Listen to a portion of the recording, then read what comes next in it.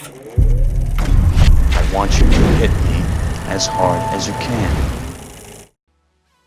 The 80s were awesome. They were a time of colorful clothes, crazy cartoons, radical tunes, and some of the most iconic fantasy movies ever made. My name is Inigo Montoya.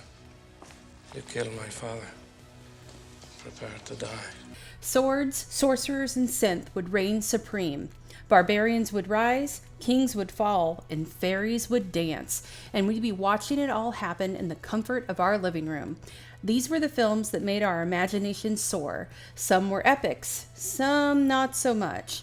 But they all helped make growing up in the 80s something magic.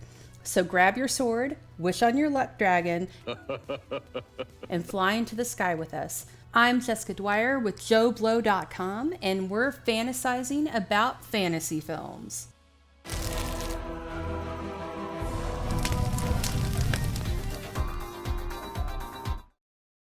Fantasy movies in the 80s were something to behold, magic if you will. Why did that particular decade see the release of so many beloved sword and sorcery epics in film? Maybe it had to do with the fact that kids wanted to escape what was happening outside their own front doors and all of those brand new 24/7 news channels. And thanks to the advent of cable and three very important letters, VHS, they had the ability to do so more than ever. That decade saw filmmakers unleashing their imaginations on the silver screen in a way that hadn't been seen since the days of Sinbad and Harryhausen. Special effects were making the unreal into reality, and the fans of fantasy had a treasure trove of films that would allow them to run away from the mundane into the medieval. One of the best and most breathtaking and troubled of these films is the 1985 movie Legend, directed by one of modern film's most celebrated directors, Sir Ridley Scott. Tom Cruise, one of the biggest movie stars in the world these days, was just coming off of massive hits with Risky Business and All the Right Moves. So playing a forest hermit who partied with fairies probably seemed like a good choice at the time, I'm sure. Nothing is more And while I'm magical. kidding, sort of, the truth is Legend is in fact one of my favorite fantasy films of all time, if not one of the best. Unfortunately for the film though, audiences wouldn't catch on to this until later. Much later. So let's open the book of Legend and see how the dark jewel in the crown of King Cruise came to be.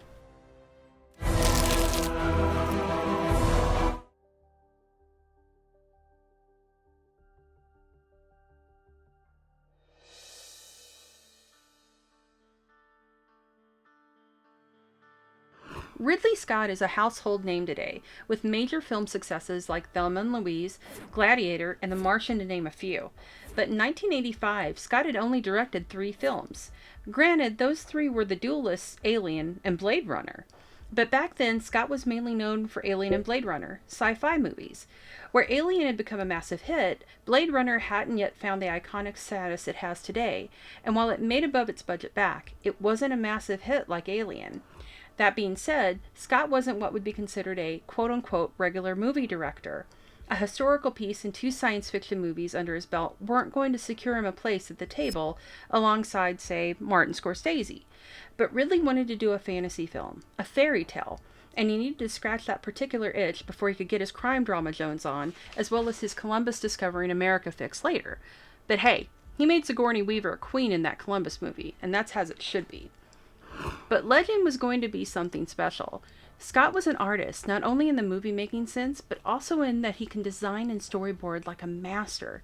He and William Hortzberg collaborated on ideas that would never make it into the film itself because they would simply be too expensive to make or simply impossible to do in a practical setting.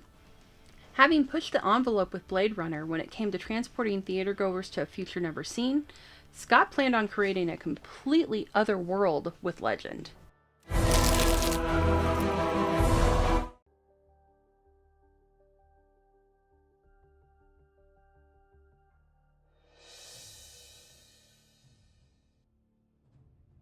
Legend would take place in a land straight out of Brothers Grimm and classic fairy tales that were familiar to everyone, but it would also be unlike other fairy tales in many ways. The story at first glance seems simple.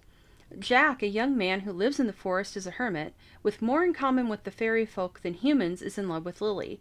Lily visits Jack and learns how to speak the language of the animals of the woods. One special day, to prove his love to Lily, Jack takes her to see the magical unicorns on the one day they will appear. Lily, entranced by the beauty of these creatures, dares to try and pet one. What neither Lily or Jack know, though, is that they've helped the Lord of Darkness in his quest to banish light from the world so that he may walk it again. Lily's distraction gives Blix and his fellow goblins the chance they needed to poison and seemingly kill the male unicorn, brutally cutting off its horn in proof of its destruction. With the loss of the male is all that's left, and with that loss, the world turns cold and freezes. Lily and Jack, on separate paths, must help a brave group of fairy folk to save the world from darkness, both the creature and the true curse of an eternal night. We must get the alicorn back. Only then will the world return to normal. That may sound like a straightforward good versus evil scenario, but Legend is a tricky story that speaks to the duality of nature and humanity and what makes good and evil. It also plays with the tropes of the fair maiden and her hero. Legend is all about balance and the two sides of all of us. It's represented throughout the film. Lily and Jack, the male and female unicorns, who together have two horns, just as darkness has two horns, the light and the dark.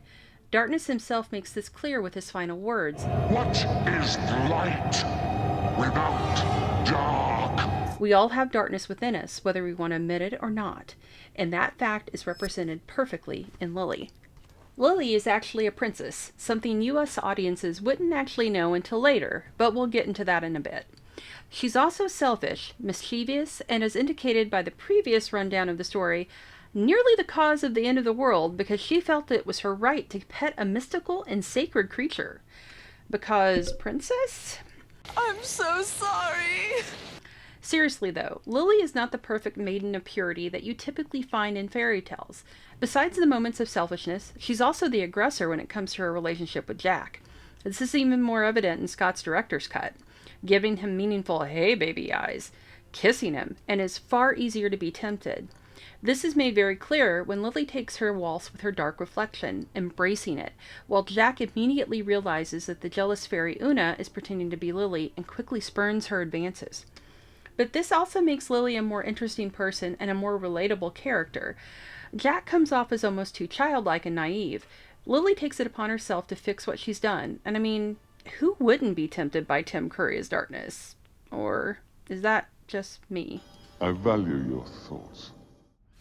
Never mind. Moving on. Lily's journey into the underworld and Darkness's fascination with her and his desire for her to be his mate, we're back to that duality again of needing two sides of the same coin, speaks to some of the oldest tales and myths, like that of Persephone and Hades. But Lily is changed by her time with Darkness and the realizations that it has made within her. While Jack does prevail and awakens her back to her non-goth self, Lily is different, and this is shown even more by an alternate ending in the director's cut that has Lily saying goodbye to Jack to accept the reality of who she is, growing up and leaving Jack to remain with the fairy folk. There's a lot of metaphor here is what I'm saying, and the film does it in a way that's smart and beautiful. Speaking of beautiful, let's take a moment to talk about Darkness. Scott wanted to show the devil, but in a way that hadn't really been done before. He's also never truly called out as the devil. He is simply the Lord of Darkness, who went underground to hide from the light. Where the devil and his demons fell from heaven, Darkness has taken his goblins down into the depths of his lair, which looks an awful lot like hell. Within Darkness, we also see a few other myths personified. Scott wanted him to be sexy and seductive, so he took the satyr idea of half goat and half man. Satyrs are notorious in Greek mythology for trying to seduce women or outright kidnapping them.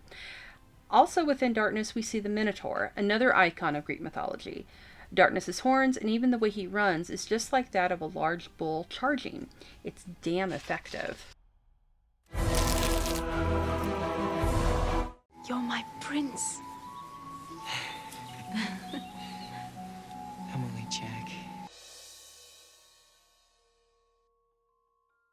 Legend has a look taken straight out of a fairy tale book, and when it came to filming, Scott would go back to another fairy tale film for inspiration. Cocteau's Beauty and the Beast would be the heart of much of the film's look. Scott would include otherworldly and subtly moving statues in Darkness's lair, much like the Beast's castle. Another film that I think influenced some of the underground scenes would be Haxan, a truly creepy and silent movie from the early 20s that showed some very unsettling demons during its history of witchcraft. The winged demons scuttling about owe more than a little something to their black and white forebears. Scott's look for the forest scenes would be a stark contrast to Darkness's world. Everything would be drenched in light and alive. The scenes would look slightly gauzy, almost as if you were looking at the pictures within a fairy tale book or a painting come to life. This was helped by a steady breeze filled with chicken feathers floating through many of those scenes. It was very important to show the difference between the light of Jack's world and Darkness's land, where everything seemed to be dead and drained of color. The sets were massive, and all of it, for the most part, was done on one soundstage, the biggest in the UK, known as the James Bond stage at Pinewood. There the crew literally created a living forest. Mixed within the giant fake tree trunks, real small plants and trees were spread about along with branches, twigs, and flowers. Real animals were brought in, such as the little bear I call Tom Cruise because he shows up right when Tom's name appears on screen during the credits. Some 200 pigeons were set free in the massive studio, and they would stay there, living in the tall rafters of the ceiling for the duration. The set was literally alive. The actors would only add to the magic that Scott was creating. Tom Cruise was cast as Jack. At the time, Cruise was 23 and was just starting his rise to prominence as one of the biggest stars in the world. He would also start a long tradition that would be carried on by many another actor of being the only character in a world filled with British accents not to have one. I'm afraid you'll break my heart. Mia Sara would be cast as Lily. It would be her first film role, and she was 8 years younger than Cruise at 15. Jack, you naughty boy. You're afraid to kiss me, Jack? She'd follow this film up with the much wider scene Ferris Bueller's Day Off. She would also marry the son of another fantasy legend, Brian Henson, son of Jim Henson. Sara said that it hadn't been for the fact that she was crushing pretty hard on Ridley Scott during filming, she might have been a bit more ticked off at what she was put through during the shoot, but the film means a lot to her and is one of the favorite things she's ever done. I mean, if your film career started as a lead in a Ridley Scott movie, that's pretty good. Tim Curry would be cast in the role of Darkness, not really knowing just how much of him would be covered in prosthetics. The role was a grueling one, with hours in the makeup chair and glass contact lenses that a nurse had to put into his eyes on set, while he was also being covered completely in makeup and walking on what was basically stilts. But Scott loved Curry's performance in Rocky Horror and the theatricality that Curry could pull off. Darkness needed to be more than just an amazing makeup effect, and Curry brought the role to life with a personality as big as, well, his horns. The cast would be rounded out with a great crew of fairies and monsters. David Bennett, with his wide eyes and childlike features, would play lead elf Honeythorn Gump. Bennett had starred in The Ten Drum years earlier, to much controversy. Alex Playton would play and voice Blix, the lead goblin of Darkness's forces. If Blix's voice reminds you of Gump, it's because she's also the dub voice for Gump. Shot be just as sweet as pie. If Blix's face reminds you of someone, that's because he was based off of Keith Richards. Once you've seen it, you can't unsee it. Take that, Jack Sparrow. These creatures, as well as the others within the realm of legend, came from the skilled hand of Rob Bottin.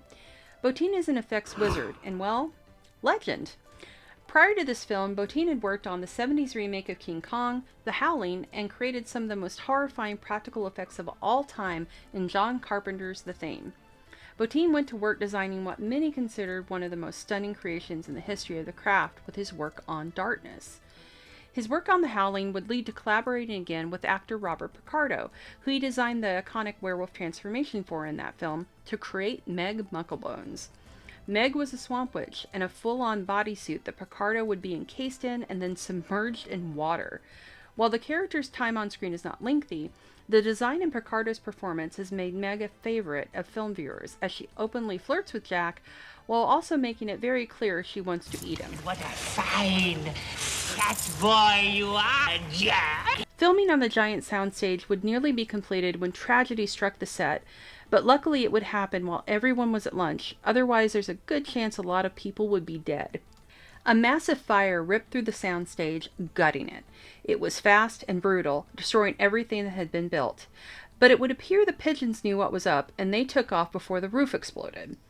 The remaining shots would happen nearby the studio in England, with Tom Cruise, doing his own stunts of course, shooting his swimming scenes in Florida, apparently with alligators nearby. But after facing down Meg Mucklebones, who was wanting to eat him, that probably wasn't that big of a deal. The music of Legend is something that has become a story itself. The original cut of the film was scored by movie maestro Jerry Goldsmith.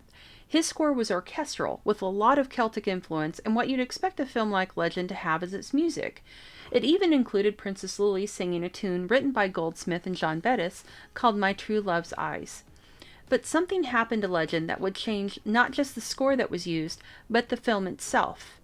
And that something was a test screening. Scott's original cut was a proper epic length at over 2 hours. He then edited that down and showed it to a crowd in the States. The reaction was such that he hacked the film down yet again, shaving off nearly 20 minutes. This version wound up being shown in the UK, while an even shorter version was shown to those of us in North America. But even that version would be delayed by nearly half a year, while Scott swapped out Goldsmith's score for the shorter release and worked with Tangerine Dream, who had worked with him on Blade Runner, for an entirely new music suite that was full of synth and, well, the 80s. It was an odd choice for a fantasy film like this.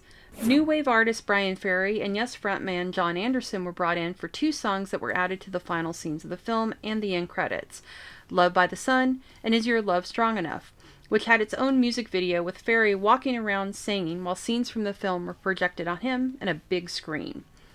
Goldsmith had worked half a year on the film's score and music, and it wouldn't be heard by anyone in the States in a proper fashion until the film's reissue in 2002, where Scott would add the score back to his director's cut. No one can say if releasing the film with the more traditional score widely would have made a difference on the box office or how the film was originally received. The soundtrack debate still rages on today between the more pop-friendly score from Tangerine Dream and Jerry Goldsmith's traditional sound. I feel the need for speed. When the film was released in 1986 in U.S. theaters, it was a commercial failure, making a little over half its budget back.